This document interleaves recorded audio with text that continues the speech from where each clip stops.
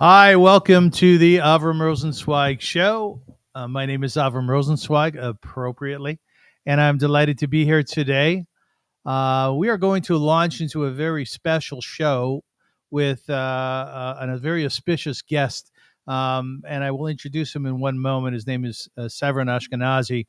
My co-host for today is my dear friend Ellie Rubenstein, who is the International Director of Education for March of the Living. He's also the senior spiritual leader at Congregation Habonim here in Toronto. How are you, Ellie? Great. Nice to see you both. Good to see you too. Um, I do want to mention before we get going that this show is dedicated to all of our brothers and sisters in Israel, in particular those in the IDF. We have great respect and we show great honor for the parents and the grandparents and the families of those who have sent off their young ones to the army to fight in Gaza. I often say that we here in the diaspora, we send off our children to university at 18 years old. In Israel, that is something that young people wait for because they go off to defend Israel, our Israeli brothers and sisters, and Jews everywhere throughout the entire diaspora. So, kol hakavod, all the honor to them. And once again, we dedicate this show to them. Um, my guest today is Severyn Ashkenazi, and which is a beautiful name, by the way. I want to ask you about that in a moment. Severyn was born in 1936 in Poland, and he is a survivor. He and his family were in hiding during the war. In 1956, he emigrated to the United States of America, and he studied literature at UCLA. He was a candidate for his PhD. But ultimately, what he did was he started to build up Hollywood, West Hollywood, to build hotels and other such things. He also became an author. But I think one of the most important things was that he became a kingpin, if you will, an important individual in terms of the rebuilding of the Polish Jewish community. I've read his book. I've studied him prior to this interview, and I think it's safe to say that we Jews are very fascinating people. And then there are some who are a little bit more fascinating. And that would be my guest today, Severyn Ashkenazi. How are you, Severyn? Fine, thank you. What a nice introduction. I could not have hoped for a better one. Well, listen, one of the things I want to do on my show is I want to honor people. And today I want to honor you. Thank you. You're welcome. You're welcome. So the first thing is Severyn Ashkenazi. Is that on your birth certificate? As a matter of fact, I have two birth certificates. I have one spelled in Polish language, which is ASZ with a W, and then one with a V and an ASH, because originally it was spelled in Russia, and Russia has a sound sh, which the Poles do not, and neither do the Western world. Have you ever met another Severyn? Yes, but not Ashkenazi, except for my son. Except for your son. Right. Now, you know what Severyn means. Yes. Can you tell us? Well, Severus was a Roman Christian revolutionary, so to speak, who died as a martyr. But it is such a nice name that many Jewish families selected it for their children. And when your name is Shlomo, then Severyn seems to be close enough to call your child Severyn. That's my Hebrew name is Solomon, Shlomo. What about Ashkenazi? Were there many Ashkenazis in Poland? Yes. As a matter of fact, it was a fairly popular name before the war. And it was one name that the Jews did not need to change. When the Russians took over Poland, annexed Poland, and they wanted both taxes paid and young people to go to the army, when they asked who is Shlomo ben Inshur, Israel, 100 people would lift their hands. How about Yisroel ben Shmuel? 100 people would. So they couldn't recognize who was what. And therefore they instituted a language, the names that they could follow through. And Right. if you had a little money, then your name would be Goldberg or Silberman. If you didn't, they would often call you Shlemil, give you sort of the derisitory name. So that's where the names came from. You paid for it, they changed your name. And Ashkenazi did not need to be changed because it always had a first name, and it was a recognizable name. And there was not that many. So they left the Ashkenazis alone. Severyn, I'm really compelled. I'm really fascinated by family stories, by individual stories. And when I read up on your history, your autobiography, what I found most compelling was the incredible love that you had for your mother and father. Your father was Isidore, your mother was Branya. Right. And the way you describe your parents as being very, very intelligent people, very capable in terms of their talent. I know that your mother played the mandolin. I believe she played the piano as well, correct? She was a pianist. Your parents spoke a number of different languages. Yes. And of course, you had an elder brother by the name of Arnold. But I'd like you to touch a little bit on the love that existed in your home in Tarnopol, Poland, as a little boy. It was a big shtetl. It was a town of roughly 45,000 people, more or less equally divided between the Orthodox Ukrainians, the Catholic Poles, and the Jews. Before the war, there were 18,500 Jews living in Tarnopol. 139 survived, and we were the only family. My parents were extremely intelligent. They had all they had in their life were their two children. They taught us nonstop. In the most difficult hours, they would teach us. Rather than just be afraid and tremble, they would take the opportunity to teach us. And that's how I learned a great deal of Judaism. My father was a Talmud Chochem. He would spend quite a bit of time with rabbis who enjoyed him and he enjoyed them. The local rabbi here years ago told me that he missed my dad because he was a very good teacher, but even a better student. I've never forgotten that. This is very interesting. And we are the only family that survived this tragedy. We spent time together, and that's how it was. There were the four of us against the world. So we. Ellie, have you been in Tarnopol, Ellie? I have not been there, but what I'm absolutely fascinated by this story is the righteous among the nations that saved your life. Can you explain a bit about their character, who they were, why they did what they did? Because it's so important for us to learn from their experience, role models for us. They were peasants who lived and had some land on the outskirts of the town, who did business with my grandfather and my father. And we paid them. They did not require huge sums of money, but we paid them, and they kept their word and saved us. They had two teenagers, the wife, the husband, tough cookie, wife beater, but kept his word. And we emerged in April, May 44, when the Russians liberated finally the town.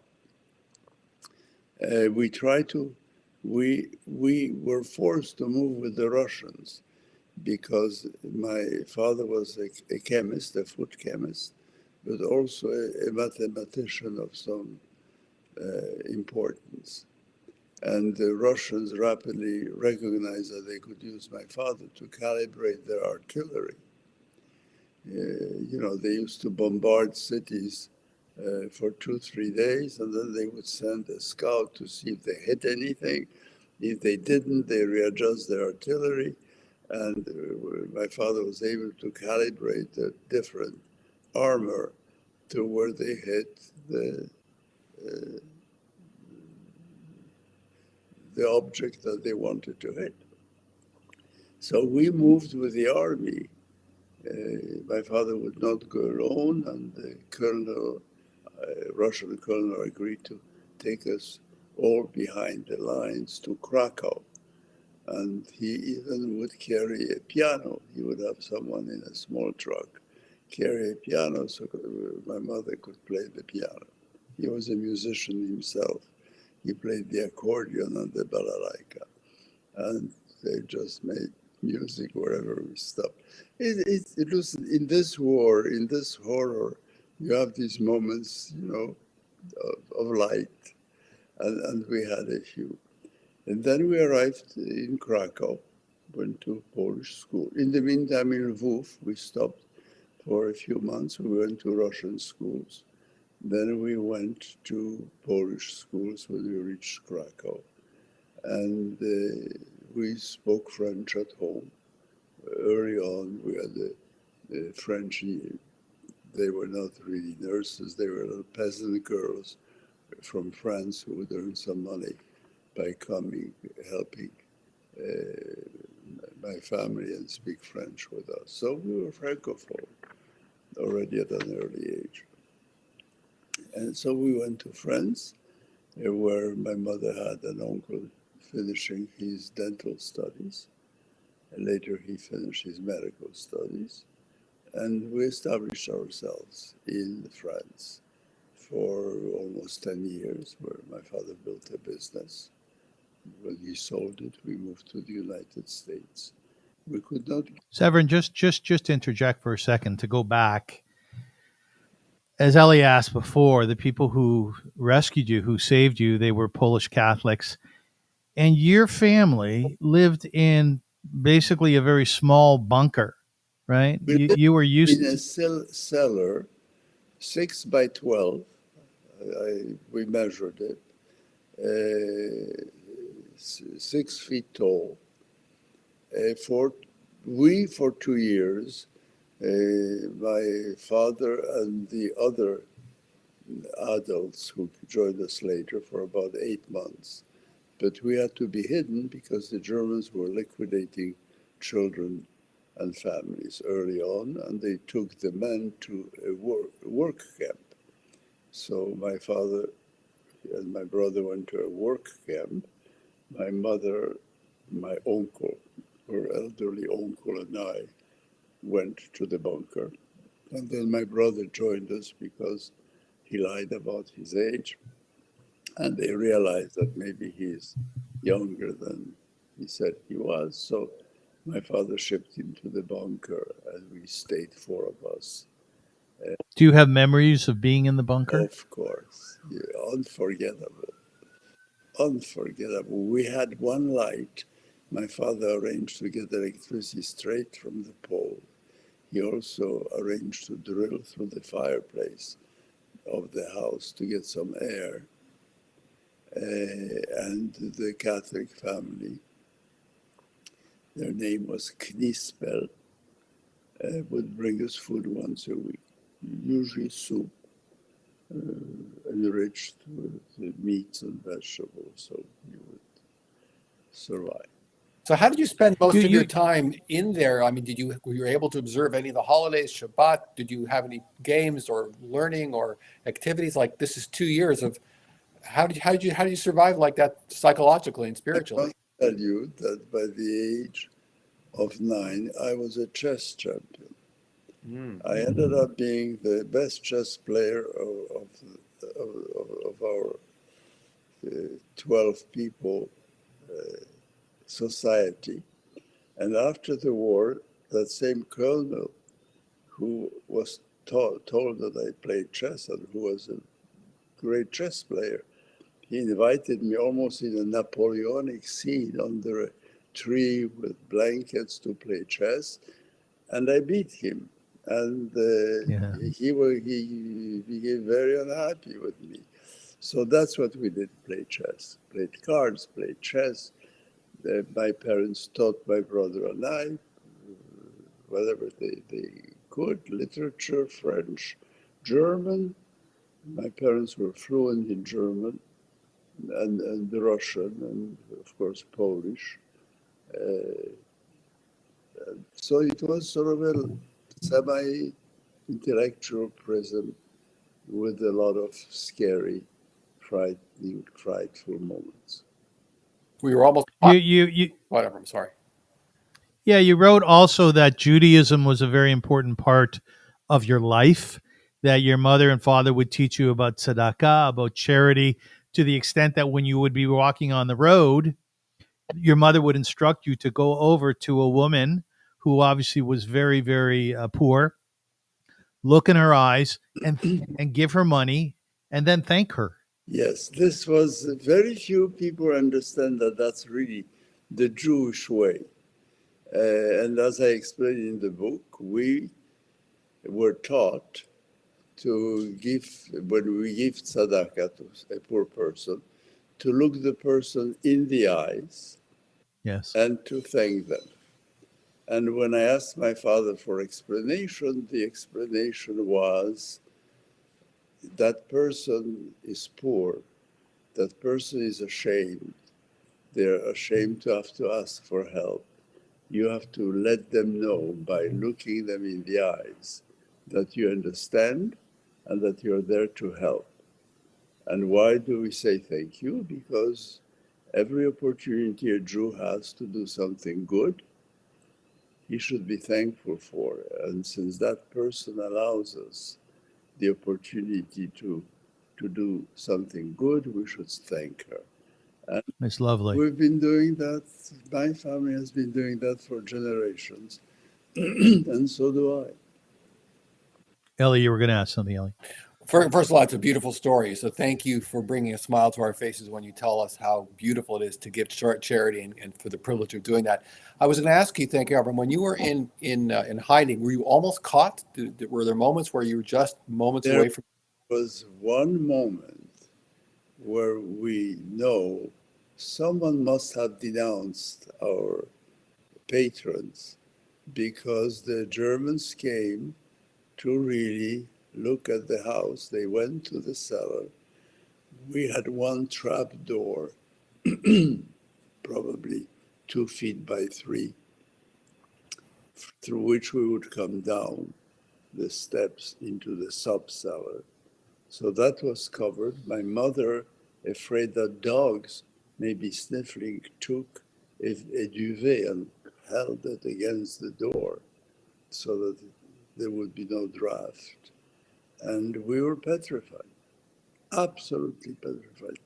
I must tell you, it is an experience because when people say, "Oh, I saw this movie and I was so scared, and I almost this and I almost that," I looked at them and I said, "Yeah, right. You will not know what it is to be scared until you're scared." Now, let me suggest to us that there were 4 of us in that bunker. And when the danger was over, we were all 4 in a cold bunker, dripping wet. Mm-hmm. That's fear. Mm-hmm. Afraid to breathe and just sweating. So you cannot understand what cold sweat means until you've experienced it. I did.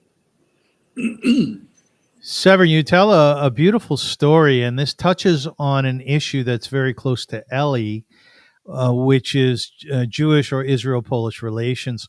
You tell a story about a Polish, you call her a babushka, who came out with the rag around her head, a little bit plump, you said, and she started yelling at your family, "We don't want Jews here. We don't want Jews here."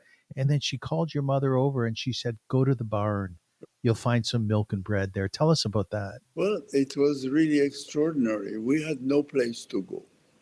Some Poles would give us asylum for one night, some for us 3 nights, but they were afraid. The laws that applied, the Nazi laws that only applied to Poland, was that if a Pole hides or helps a Jew, they shoot that Pole instantly. That did not apply any other place. So they were well aware of it, that helping people who helped us for just a few days. And we were seeking new places where to hide, practically on daily basis, until that cellar, under a cellar, this bunker, were ready. It was not ready for us. So we were out of the ghetto because they liquidated the ghetto, and we could not go the hiding place, which wasn't ready. The digging of that hiding place in clay was done by the Gentile who hid us, his teenage son, and my father when he could leave early work, because he worked on the outside of the ghetto for the Germans. And he was a food chemist, so they gave him a job to preserve the food. His job was to make sure that no food gets spoiled in that huge hangar storage. And he was very simply said, listen, Ashkenazi, if one of these cases is rotten or spoiled, we shoot you. You know, that was the incentive to making sure that nothing was spoiled. So he was on the outside. He was allowed to steal a potato or a jar or this. They became friends, of course, and this friends, as you could be friends with Germans or Poles at that time. But they allowed him to take some things home, and that's how he had a little bit more food than most. But the cellar was not ready. So one day we arrived to this hut, this house, a little bit on the hill, straw roof, wood everywhere, little stones.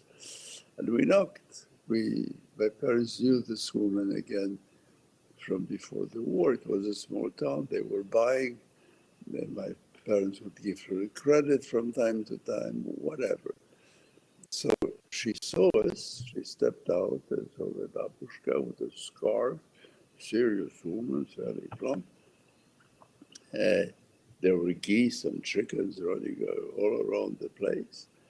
And she took a look at us, stepped out of the house, first turned to the right and screamed, I don't want Jews out here. I hate the Jews. Never come back. And repeated the same thing on the left. And then turned to my mother and said, go to the barn. So we went to the barn and she kept us and fed us for 1 week. And the demonstration of Jewish hatred she gave because she wanted to let the neighbors know that she was not harboring Jews, a clever woman. That was So maybe we can jump forward a little bit to the whole issue of Jewish-Polish relations. It's very clear that there were Poles, Catholic Poles, or otherwise, if there is such a thing, who risked their own lives to protect Jews, and of course there were otherwise. Ellie, just maybe give a little bit of a preface to this whole issue. You've dealt with this over the years, right? Where are you at in terms of Jewish-Polish relations? Well, I'll make 2 points. First of all, something Severyn and I talked about before the call. We can debate history forever, and history is very complicated, and we should study history. But there is no reason today why Jews and Poles should not be extending their hands in friendship to each other. Whatever happened in the past, there's no excuse for us today for not building incredibly strong relations between Jews and Israel and Poland. However you feel the complications of the past should be assessed. So that's number one, and I think Severyn agrees with me on that.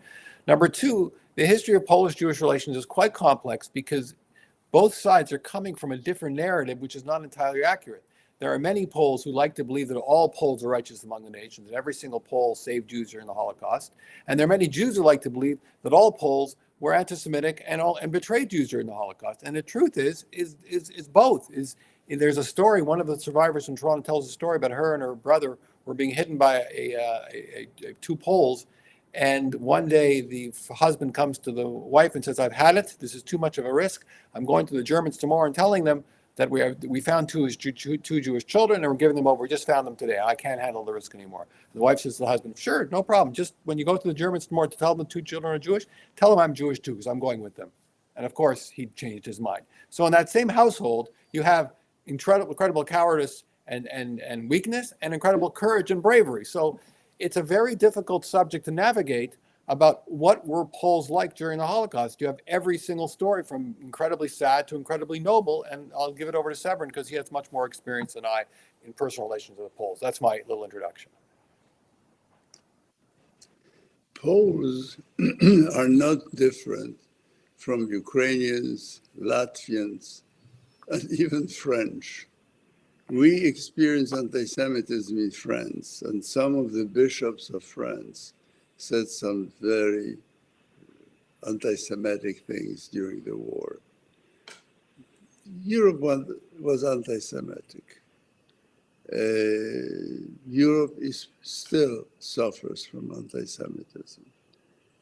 And the problem very often is not the other.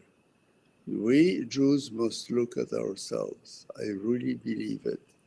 And give me a second.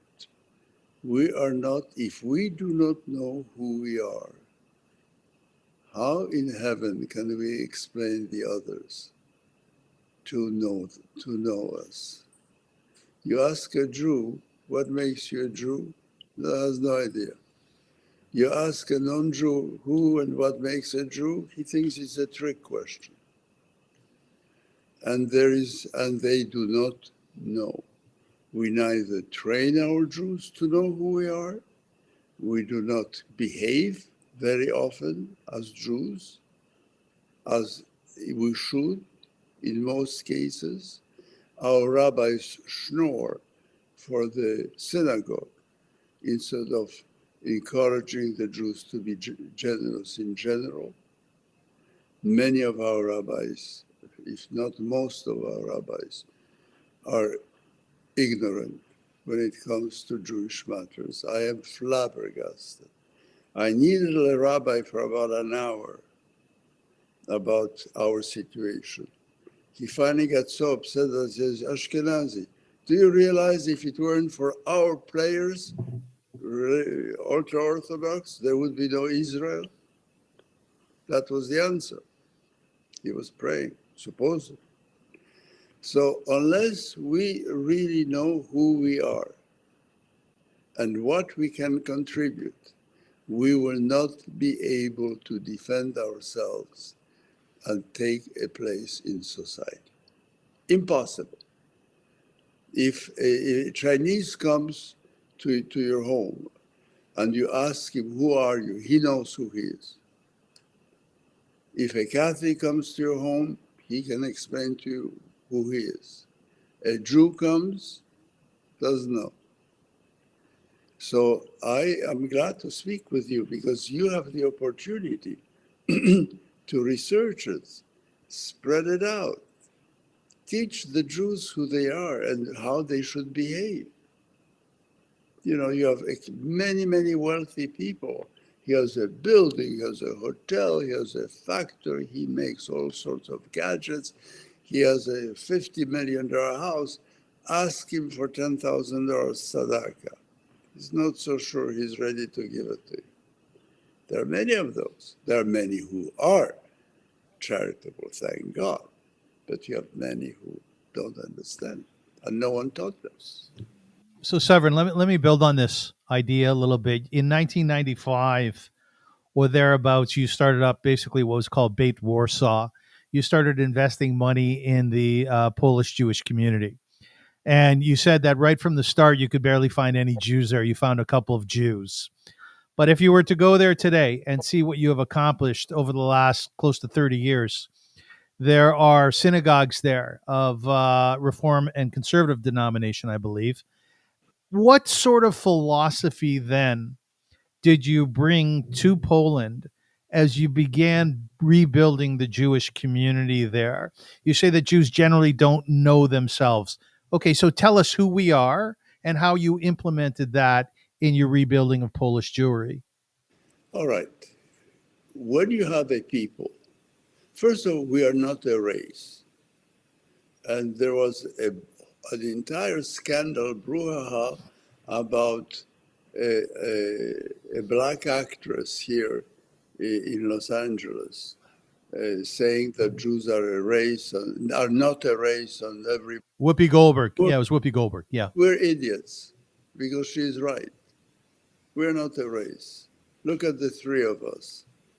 You look like a drunk Ukrainian on the right-hand side. You wouldn't be sure that you're not That's what they say. right. Yeah.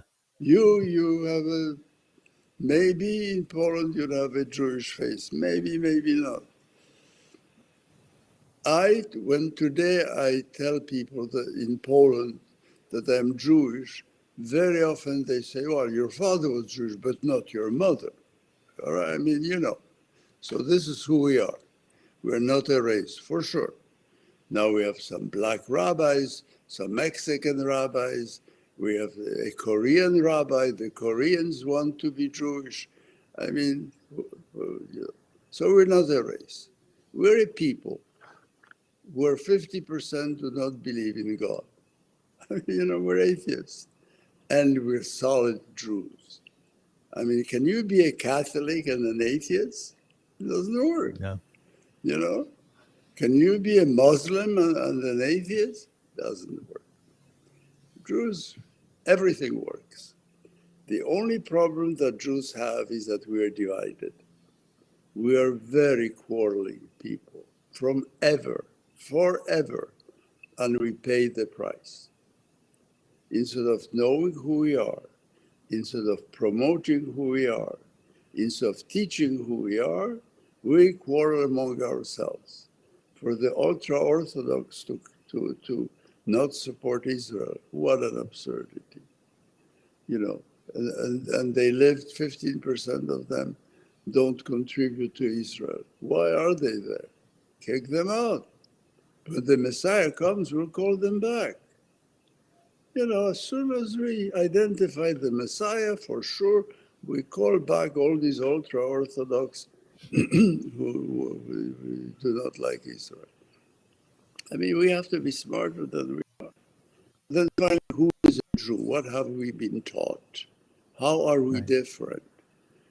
We are the elite, the intellectual elite of the world, because the task of our family, going back 3,000 years unconfirmed, was to educate our children. When a child does not do well in school, he sleeps well. It's the parents that spend sleepless nights. And we do. I will tell you a personal story that will tell you what it was. We were in France. My father just got a job, and he had to walk about 45 minutes or an hour to the job from the room we inhabited. And I overheard him tell my mother that next month, with the salary of next month, he will be able to buy a bicycle. So he could shorten, he could then make it in 10 minutes rather than in an hour. But in the meantime, they were paying my violin teacher twice a week. I mean, who else does that? He could have had a bicycle 2 months earlier. No, I had to learn how to play the violin. Not very talented, but that was priority. So you have living examples at every step. And then we're charitable. My mother had no money. She met a poor Jewish woman. She gave her practically last penny. True story, unbelievable. And then her son repaid her. 15 years later or so. So charity is something we cannot live without. Help this one. You have a maid, be helpful to the maid. She works hard. Make sure you pay her well. She has also holidays. A worker comes, you know he barely makes a living. You can afford it. Give him a tip. Don't be a miser. This is not, and we're not teaching this, our Jews. We're not teaching that. And then we have obviously natural humor. We make this word laugh. Take the Jews away, and we take laughter away. I'm sure you know that Norman Cousins, are you familiar with the name of Norman Cousins? He was a Saturday night editor, Saturday Review's editor. Later he became a professor at UCLA and developed the laugh therapy, how to heal with laughter. A Jew, it would be normal that a Jew would do something with that humor. Huh? It's useful. And you have that on and on and on. You ask a Jew, what is the holiest day in Jewish life? He doesn't know. Usually it's Yom Kippur. No, it doesn't. It's Shabbat. Why Shabbat? Because God, at the very beginning of the Bible, worked 6 days. The seventh day he rested, and he wanted his people to do the same. Reflect upon their work of the 6 previous days. Who knows that? Now you and I. But you ask a Jew, he has no idea what this is all about. We have the same problem. Whatever subject we touch, we find out that it is the fault of the Jews for not explaining the situation in Israel. There is a very famous journalist in Europe called Jorge, I believe, Zimmerman. He is born in Portugal, works in Spain and in Israel. And these Jews do not know how to explain themselves. What is going on in Israel? It's explainable. We know what it is. I know what it is. And we should not be even talking about the Jews. This is not our problem. When the Russians killed 250,000 Jews within 10 years and created 300,000 orphans at the beginning of 1900s, anybody cared? We had no place to go, and yet we found a place to go. Leave where they were mistreating us. We don't kill the Muslims, the so-called Palestinians. Do you know how long the word Palestinian exists? If I were to ask you, how long does the word Palestinian did it actually take hold? Do you know? You don't. 1968, yesterday. Yasser Arafat. But before we go there to Israel, because it's a welcome topic, I want to again address some of the things that you did in Poland, and thank you for that context. Ellie, you actually visited one of the synagogues that Severin has underwritten. Am I correct? Yes, yes. But Warszawa, absolutely. But just before we take just a step back, Avram, you said humor is a central part of Judaism. What is your favorite Jewish joke? I have to just jump in and ask that question since you mentioned Well, humor. if I speak to a Christian, I have a specific joke for him which will make him think. I actually tried that joke on a priest not long ago. He didn't especially appreciate it. Ask someone, for instance, when is the fetus a human being? You know this joke. A fetus is a human being when it gets a doctorate. Right. You know, I mean, you're asking for, there are many other jokes. Humor. An old Jew sits in the park in Krakow. with his hat on. A bird flies by, poops on his hat, takes off the hat, looks at the hat and says, ah, for the Gentiles you sing. That was the joke I was going to tell. It's one of my favorite jokes of all time. You know, For the Goyim you sing. For the Goyim you sing. It's nonstop. It's nonstop. By the way, this is a very interesting interview. It seems to, like the Jews, we seem to be going in every direction, but then we come back together. So Ellie, let me revisit that question that I'd like to you to revisit with Severyn. You have visited one of his synagogues, right? Yes, yes. And I think, Severyn, you and I agree that Judaism has changed for thousands of years. And a liberal form of Judaism is just as valid as an Orthodox form of Judaism. And Judaism needs, in order for Judaism to survive, it has changed and needs to change. My favorite, we're talking about jokes. One of my favorite jokes is, how many ultra-Orthodox rabbis does it take to change a light bulb? You know what the answer is? No. Change? What do you think? So I'm so happy that in Poland there is an alternative, because for me, I grew up ultra-Orthodox and then I left it for a while. And then I came to the realization that Judaism is not all or nothing. It is you choose the best and evolve out of the rest. And that's why it's so wonderful for me to have encountered a liberal Jewish community in Poland that you so generously supported. So that's my feeling. Well, what's it like? What's it like, the synagogue and the community? It's wonderful. People go ahead. We turned it over now to a rabbi and went on at the present time to do other things for the Jews. For instance, we give concerts.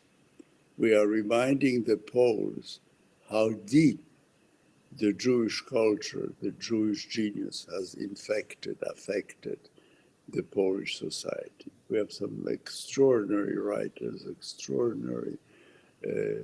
more than half of the Jews represented 9% of Poland, more than a half.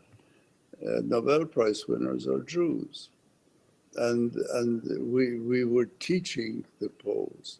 One of the best polytechnics in Europe was the Polytechnic of Lviv, where you had genius, mostly taught by Jews. So when you say what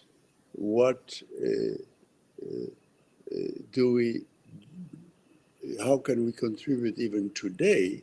Now you have several different shuls who are either reformed or conservative in Poland, and they have their own life. And we gave them birth, and now fly with it. I'm too old to babysit. So others babysit.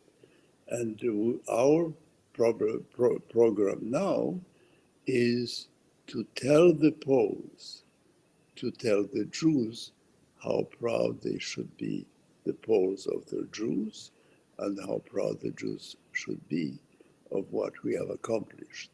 So we give really phenomenal concerts of Jewish music, not klezmer. Klezmer is, to my mind, embarrassing. Klezmer is your Texas country music. I mean, how long can you hear? But we have the Wiśniawskis of the world. Chopin is suspected of being a Jew. It's all over the place. I mean, we can't, all you have to do is dig it up and serve it. So we're doing that. We have a festival, a Jewish festival, in Kazimierz Dolny. You're invited. It was a shtetl before the war. It's a very artistic town. It's a town known in Europe as the town that per square meter has the most galleries. We also have weekend services. And wherever there is a family that can put together 10 Jews, anywhere in Central Europe, can put 10 Jews together for a Shabbat, we will send a cantor on our charge to conduct it, so that they know how to conduct a Shabbat every Friday. Theodore Bickel used to go there, did he not? Yes, I miss him daily. He was a dear friend of yours. Yes, 40 years. He would come and help me. Yeah, listen, he was an extraordinary human being. He was. We loved each other. I saw him. I was leaving for Warsaw, and I saw him the day before he died. I couldn't make it. There was no way I could come for the next day. But he's in my heart, and I'm surrounded by his pictures. So, Severyn, what fascinates me is that in Poland today, it seems to me that there are many people who were Jewish at birth, who their mothers handed off to a Catholic family. And years and years and years later, perhaps their children, their grandchildren, they say, you know what, I'm not a Jew, but I do remember my grandmother speaking Yiddish. We had that person come to visit us. That's your example. I'm using your example. But the point that I'm trying to make is that not have today a professor. She's a professor, and she came with that to us. What's interesting is not only have you sort of taken the Jewishness in Poland to a much higher level, but you've also converted well over 300 people, right? Yes, and caused more than that by others because of us. Rabbis became rabbis because they started with us. Cantors, they moved to Israel. Listen, a life. We gave them permission to be Jews. They needed someone to tell them it's okay to be Jewish. It's worthwhile being Jewish. The community is a good community, it's a helpful community. And we're convinced enough that the State Department seems to think that there are 35,000 Jews, 40,000 Jews today. There are probably many more with Jewish roots. And listen, there is a Jewish life in Poland. Nothing like it was before. But if you look around, there are professors, there are lawyers, there are business people, there are movie makers, really the intellectual profession, the intellectual stratum of the society. So that we have succeeded in maintaining. Ellie, have you had interaction with converts in Poland? Well, I've met many people who did not know they were Jewish or had Jewish connections until much recently. There's this actually a very beautiful, interesting story on the last March of the Living that we held virtually. My good friend Margosha Judaszewska was married to a man by the name of Andrzej Jamilski, and she knew that her mother-in-law, Olga Ashkenazi, nice name, was Jewish, but she never knew anything about her grandfather. Her grandfather was murdered in Majdanek, but as far as she knew, Jamilski wasn't Jewish. And after her husband Andrzej passed away, in 2008, they went to Yad Vashem and they discovered that Dr. Benedict Jamilski, her late father-in-law, his father, his name was Baruch Zimbels, who was a rabbi, the first rabbi in Ostrava. When he graduated from medical school, changed his name from Zimbels to Jamilski, probably to avoid anti-Semitism. He was a very recognized doctor in Lvov, one of the top doctors, a researcher in tuberculosis. And then he was captured by the Germans in 1942 and sent to Majdanek and was never heard from again.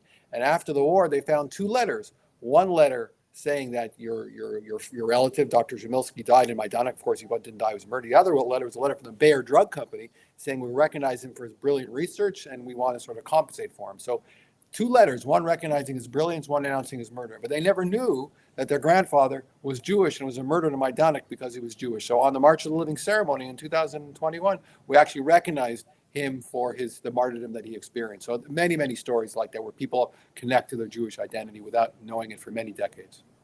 It's interesting because Bayer supplied Cyclone B, did it not? I don't know if it was Bayer. I'd have to. Yeah, it did. Okay. Yeah. Yeah, I want to move forward a little bit, Severyn, because you've had a very action-packed life. I believe now you're 87 years old? Almost 88. Kaneno Hura. Okay, happy birthday almost. Thank you. From this drunk Ukrainian. It's fascinating how you picked up your life and you moved to the United States of America again in 1956. You studied literature at UCLA. You were a candidate for your PhD. But ultimately, what happened was you started building up West Hollywood, and you built a number of different hotels. Some of it was predicated on the idea that the Olympics were coming and that hotels would be filled up. That didn't necessarily come, but you stayed in the game and you did a heck of a job in the United States as a construction, uh, fellow. So, firstly, kol hakavod to you and your work. Thank you. Has it been meaningful to you to do that sort of work in the United States? I taught for one semester at UCLA. I was a teaching assistant, TA, and it was boring. So I thought to myself, is it really what I, because my parents, I was going to be a professor. My brother went to medical school, and if I was not going to go to medical school, then I should be a professor. In the meantime, I studied, but I wasn't that excited. And I had the opportunity to build a building with someone who presented himself as knowledgeable in that matter. Turned out he wasn't that knowledgeable, but once we started something, I had to dig into it, and I finished it. And I liked it. It has to do with architecture, with business, with mathematics, with permits. You deal with architects and engineers, and you can ask questions.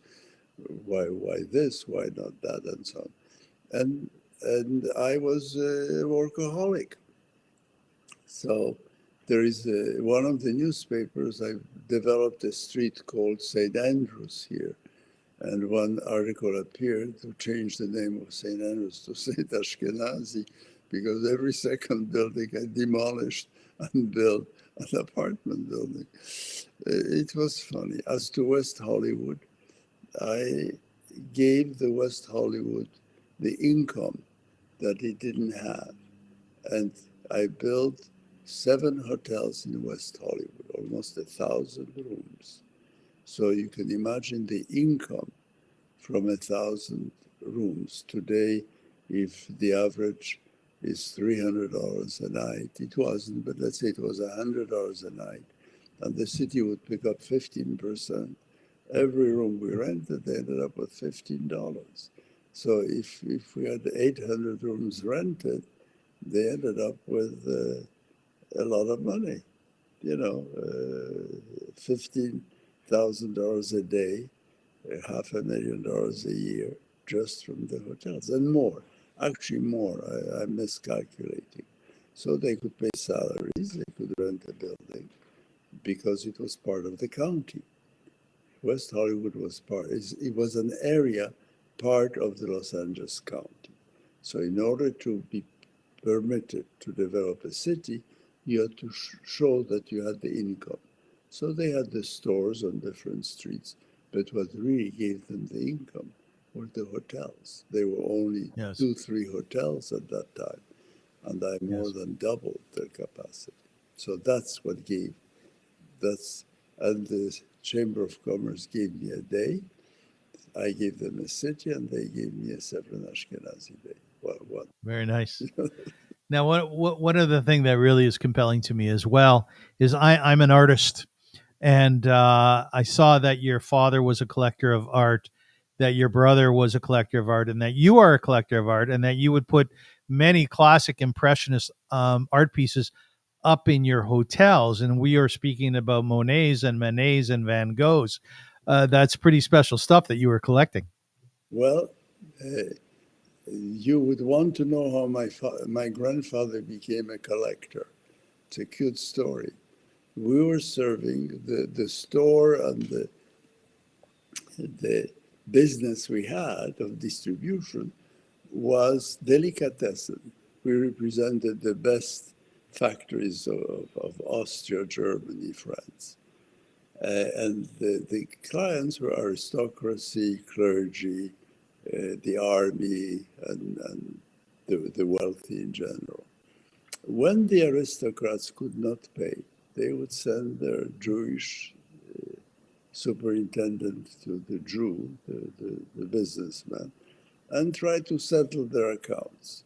And I remember one time we ended up with a halibard, an ancient halibard to settle some account. You know what a halibard is? Halibard is No. this huge hammer head on a stick, you know. Soldiers would carry it and they would fight with it. Other times you would get a painting. What were the paintings? Madonna with the child, Jesus Christ on the cross, all the stuff that my grandfather had to put against the wall not to be seen. When my father came back from Vienna, he had visited musea, and he looked at that stuff and said, hey, that's very interesting. What do we have here? And that's how we became collectors. Yeah, that's something. That's something. What's your favorite? Who's your favorite impressionist? Oh, listen, you have that many. How can you? There's a lot. Yeah, there's a lot. It's, you take Renoir. I mean, it's a tale. And then you have the change from Impressionism to Cubism. Yes. Also fantastic. Yes. You know, we'd be remiss in this interview if we didn't touch on your book. You've written a book, and it's called "The Swords of the Vatican." We don't have much time, but once again, nice work on it. You know, your description of I think is apropos, which is you wanted to write something for your children. You wanted to leave a legacy, a literary legacy, and a book which people could benefit from. And essentially, what you said, which is very Talmudic, is that each and every page has value in of itself. So if you I think this is a game you play with your family. You flip open the book and you read one page, and there's information within that page which is valuable by itself. Correct?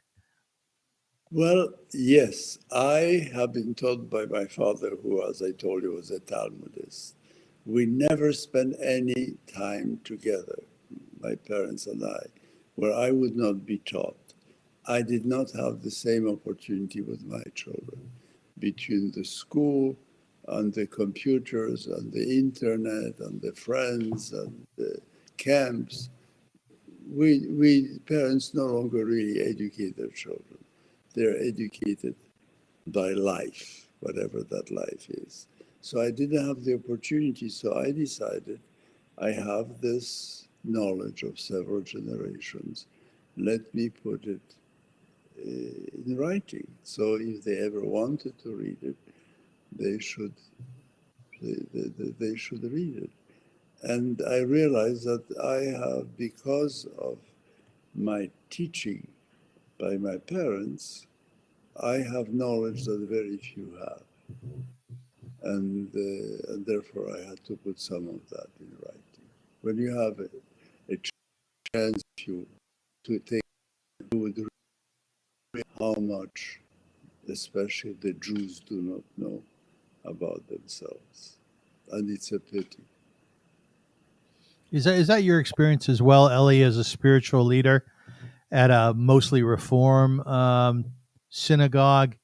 That we as Jews are not that fluent, are not that aware of our own language of who we are? There is a My problem with Jewish literacy.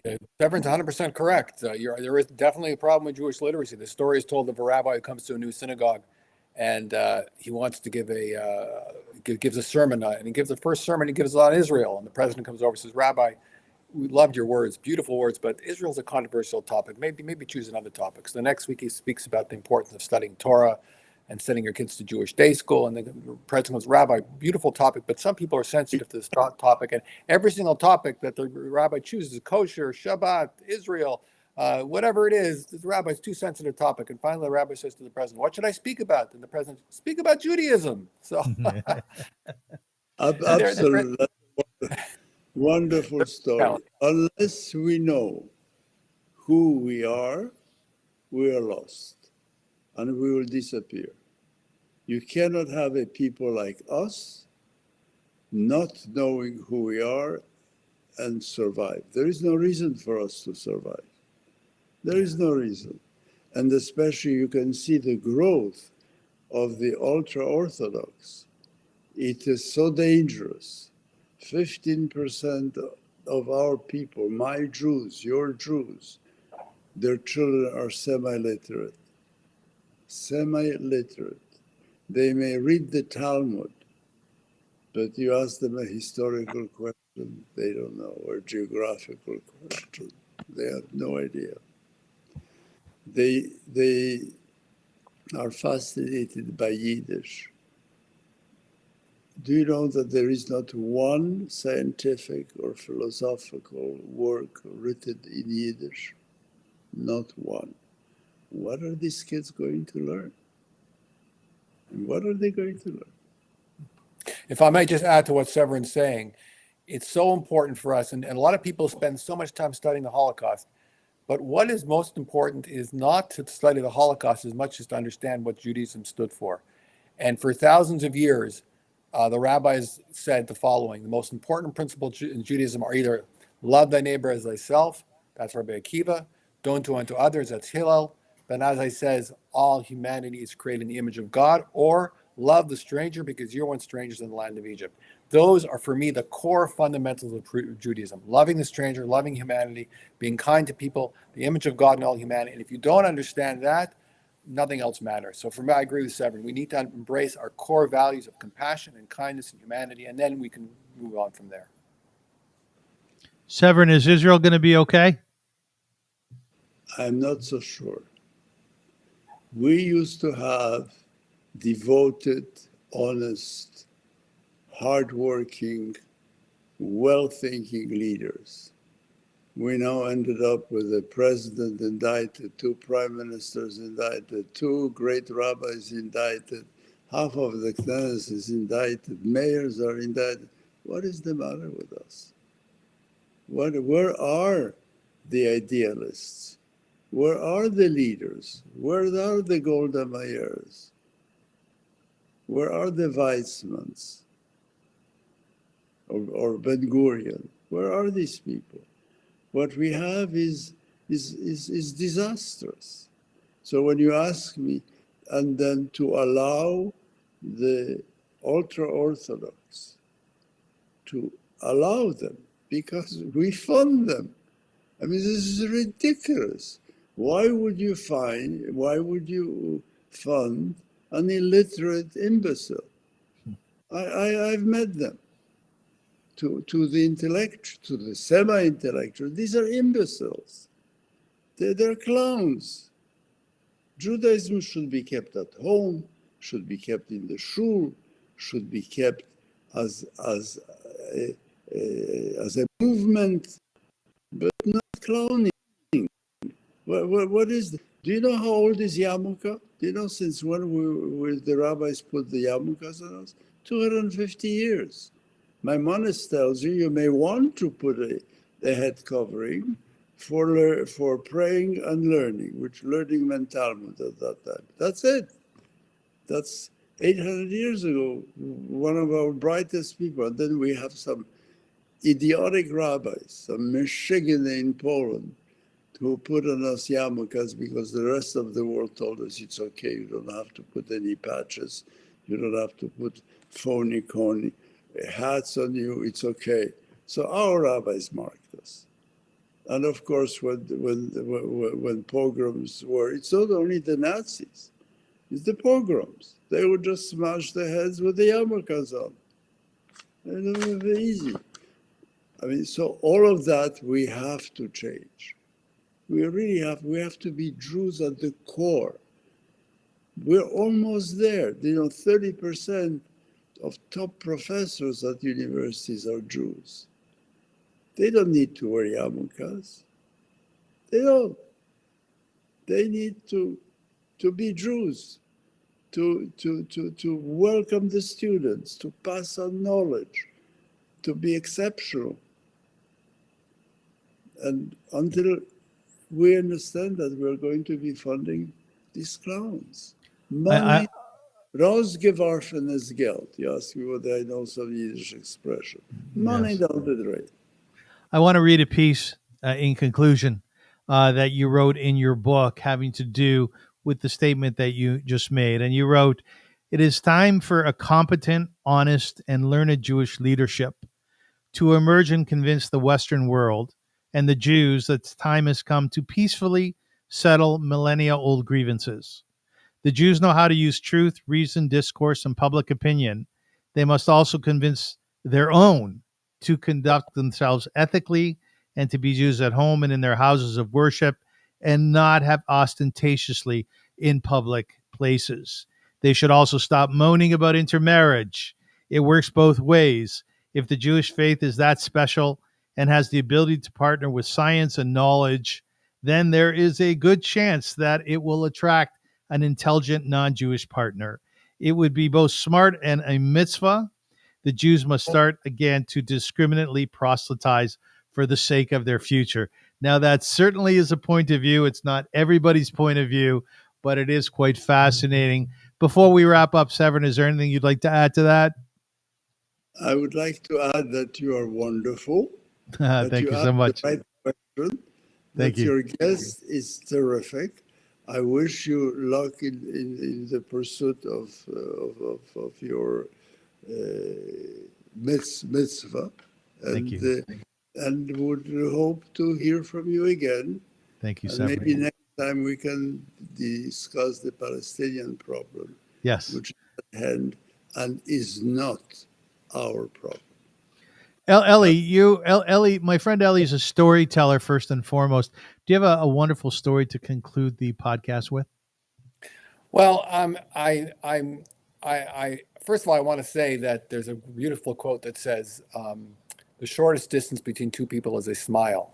Nice. And Severin, your smile is just broken down all these thousands of miles of distance between the two of us, excuse me, the three of us, and it's just so wonderful to feel your warmth, your spontaneity, your eloquence, but mostly your smile. It really just Thank warms you. us up. Thank you.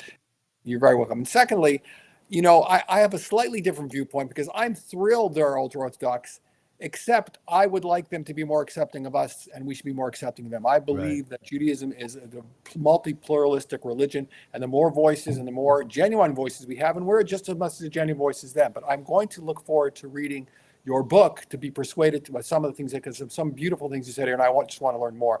And in terms of I mean, the very famous story is about the new rabbi comes to congregation, and he's his first Shabbos there, and everything's going really well until they come to the Shema. Half the congregation stands, half the congregation sits, and they're yelling and screaming at each other. What's the tradition is, and the rabbi's very, uncomfortable. All these people yelling at each other.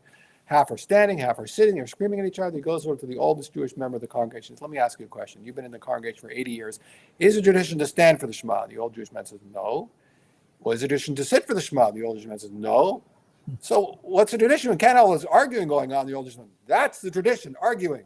So I think as long as we argue with respect and kindness and honor each other's opinions, I think that's good. So I'm thrilled there's so many denominations of Judaism. Good. Let's give respect to each other. But wonderful to meet you, and I look forward to meeting you. But let them finance themselves. Let them, if they're that terrific, let them finance themselves and not snore from the others. That's the only caveat. And with that,